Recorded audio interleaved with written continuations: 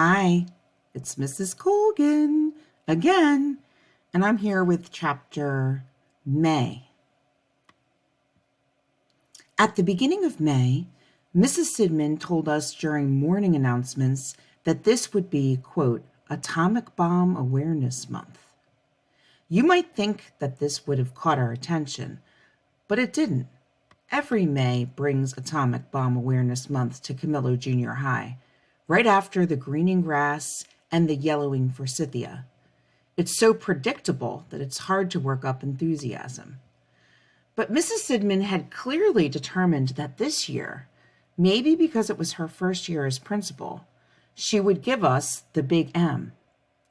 Since we are living so very close to New York City, she said, Camillo Junior High School is certainly a likely target for an atomic bomb if the Soviet Union should ever choose to attack. It behooves us to be prepared. We will begin a series of atomic bomb drills this afternoon. When the sirens blow, I expect everyone to follow our government's drill procedures precisely. Behooves, said Danny. Becomes necessary, Mr. Hupfer, said Mrs. Baker, as in, it behooves us to raise our hands before we answer a question.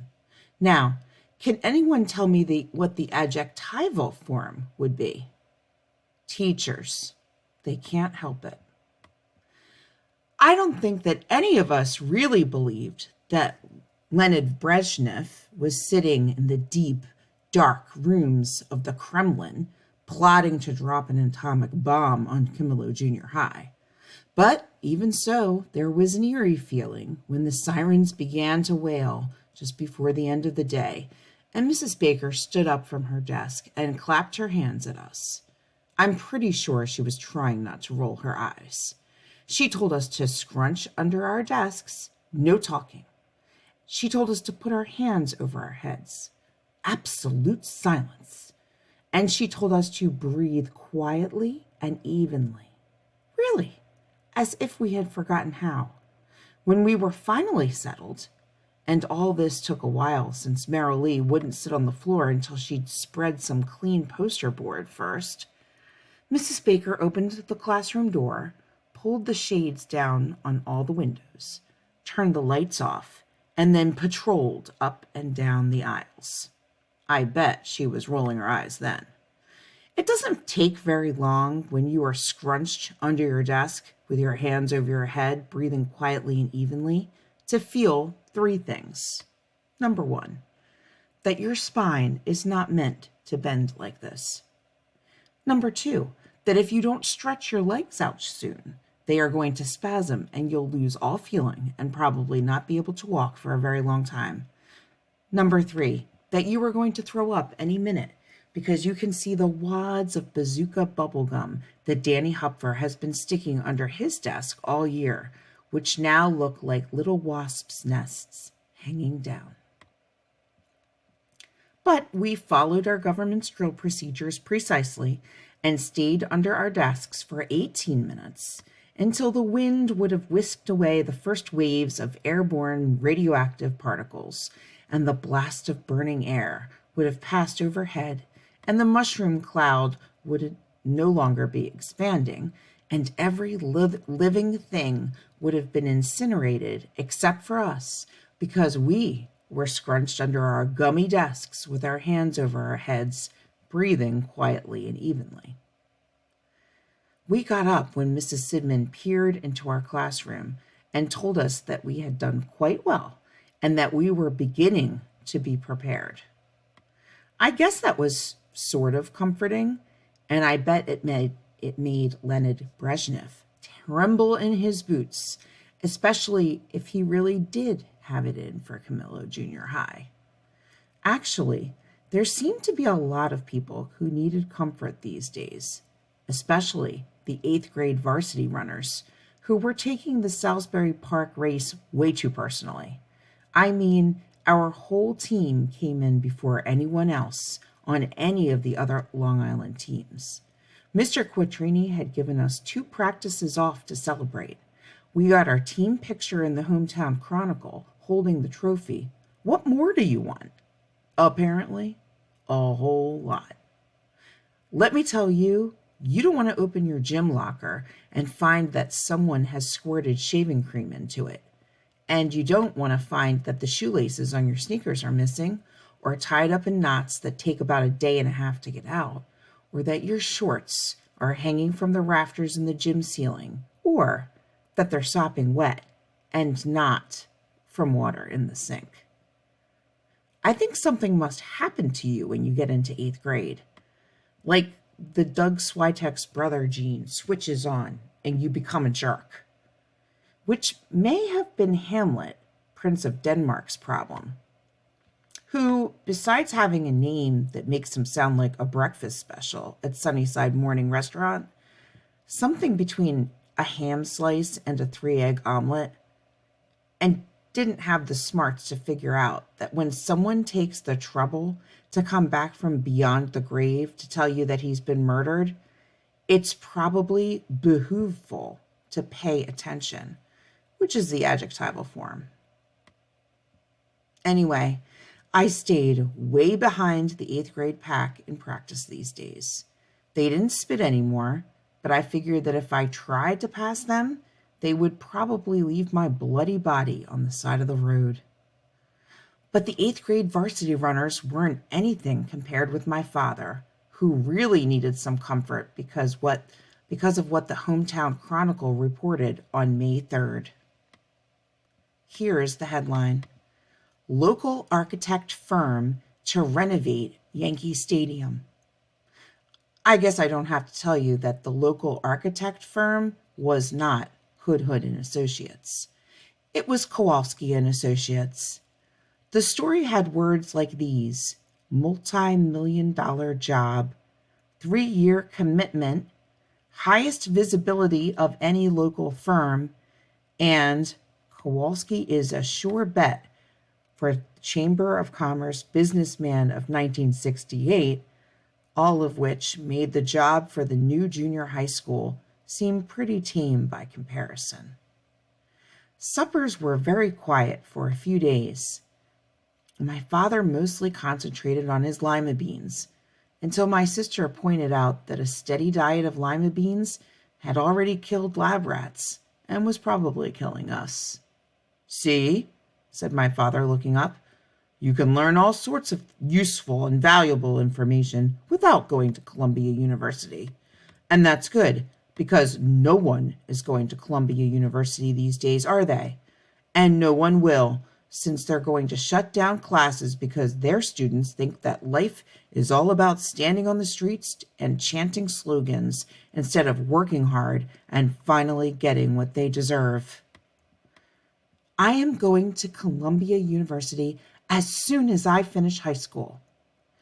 "You will be going to Columbia University when lima beans fly," which was the moment that my sister demonstrated that lima beans can fly across the table, past my face mostly, and onto the scale model of the new junior high school. Toads, beetles, bats. That was the last night my sister came down for supper. Every night afterward, she'd take her plate and eat in her room, alone with the beetles and their yellow submarine. Probably she didn't eat a single lima bean. Still, my father did find some of the comfort he wanted. The day after the supper of the flying lima beans, he came home with a brand new Ford Mustang convertible. It was white with a genuine red leather interior. It had an AM/FM radio, really. It had a 390 big block V8 engine and a stick shift 4-speed transmission that could take you up to 160 miles per hour if you wanted. The chrome glittering across the front grille gleamed so brightly that you had to take your eyes away from it when the sun struck just right. It made a sound like power. It was, all in all, the most beautiful, perfect car that God has ever allowed to be made on earth.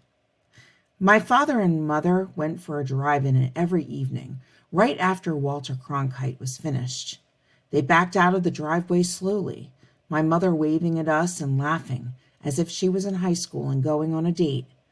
My father would be concentrating on the road, since he didn't want his Ford Mustang to be near any other car that might come too close and spatter a pebble up at the chrome.